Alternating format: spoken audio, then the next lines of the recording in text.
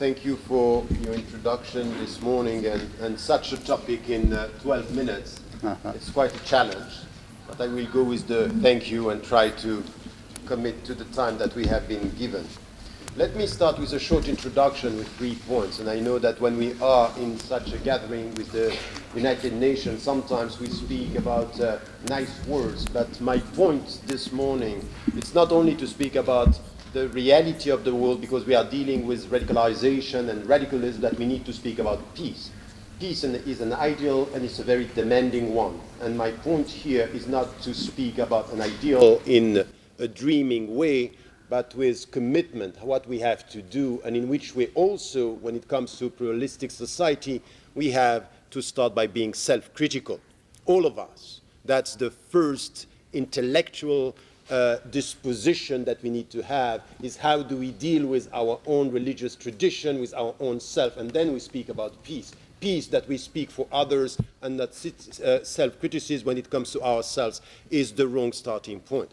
Having said that, now 3 main points: that we live today, our world is a pluralistic world, and willing it or not, we can try to dream of the past as the old societies that we have, homogeneous in a cultural way or in a religious way. That's over. You come to the West, you come to all the countries now, in Africa, in India, in the South, as well as in the North, we are dealing with pluralistic societies. And that's a fact. You can play with words, you cannot play with reality. Now, when we are dealing with this, we have to come with, what do we do with this when we are dealing with pluralism? And when we speak about peace among religions, it means mutual respect. And mutual respect has some conditions. Peace is an ideal with very demanding conditions. And let us come to this when it's our discussion.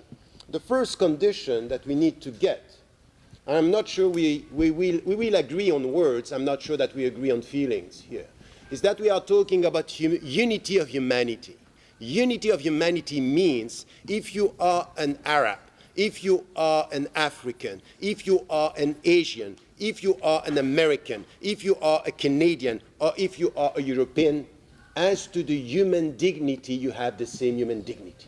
Meaning that when you have so many people now dying from Ebola, and then we have this feeling that there is something which is not right in the way the northern people are easily cured, while the people from Africa are put in the situation where there is a sense of injustice, you are not going to get peace out of this status. We have to talk about human dignity, equal dignity for all. When it comes to sickness, but when it comes to wars, when it comes to how many people are being killed in southern countries, and we come with, oh, let us speak about northern people killed.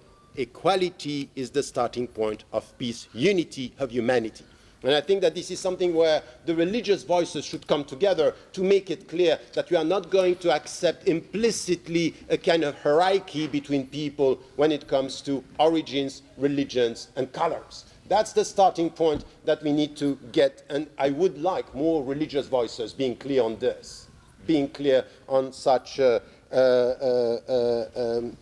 principles. So equal dignity, unity of humanity, justice is a condition of peace, and mutual respect means that when it comes to mutual respect, and respect is that in any society there are 2 principles that are indisputable when we speak about peace. The first one is freedom of conscience. Whatever is the status within the society, no one has the right to impose onto you anything which has to do with your conscience. So this is also important, and this is why we have to be self-critical. And especially I can speak from an Islamic viewpoint. In some situations, in some Muslim-majority countries, that's not going right. The way we are dealing with this freedom of conscience is wrong.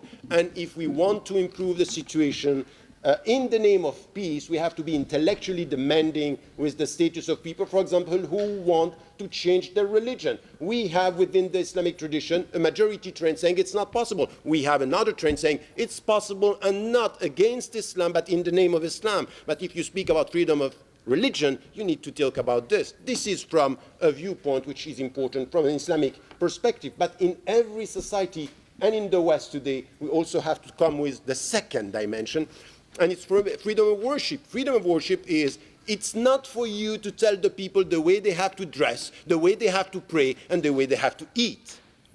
Freedom of worship means, as long as you abide by the law of the country, you should be free to worship the way you want, you should be free to pray the way you want, and you should be free to dress the way you want. Meaning that sometimes in the north we might have, and I'm happy that we have the president of Ecuador that is giving a lecture right now in these premises, that we have sometimes to look at what is happening in India, what is happening in Africa, and what is happening in some southern countries that are teaching us the way we deal with inclusiveness.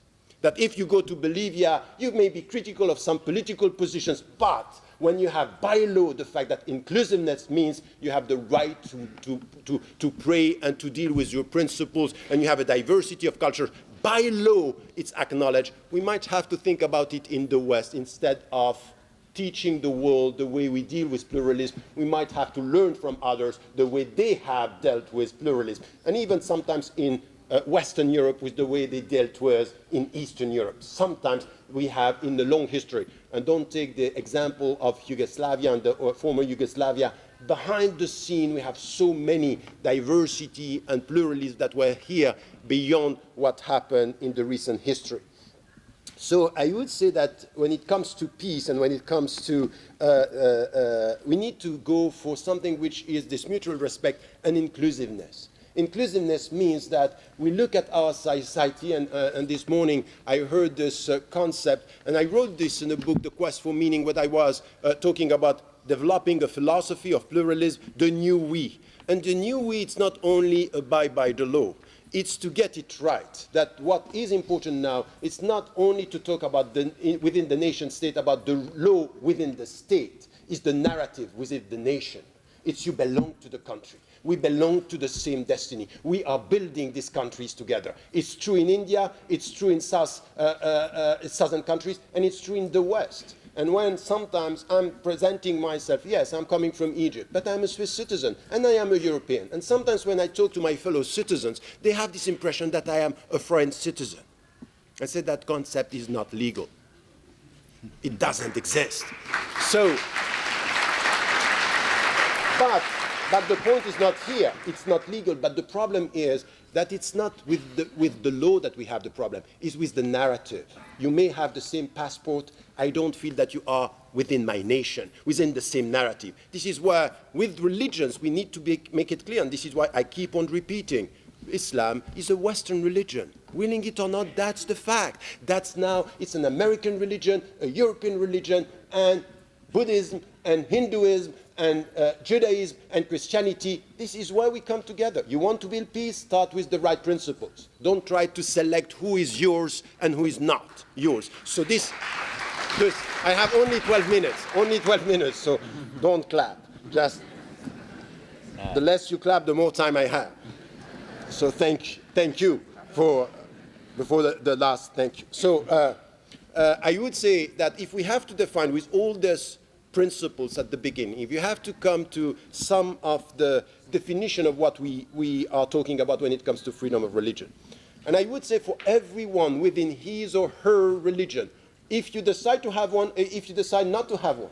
And this is why in anything today, when we come to, this platform of religions, I'm always saying in our civil societies, you also need to have people who are atheists. You also have to have people who are secular in a way they are not dealing with religion. Why? Because sometimes we have to come together and to understand that people with no faith are producing ethics, values that we need to have within our society. We are all, in a way, in minority in our societies. There is no one who can come and claim, I have the monopoly of values within the society. So this dialogue should also be with people saying, as long as you respect my religion, you are part of the discussion. So it's based on mutual respect, as I said. But freedom of religion means that we all have the right to learn our religion. So we need to have this access to learning our religion. We also have something which is important. I learn my religion, but I also can be a witness of my religion and express it. This is also something which has to do with peace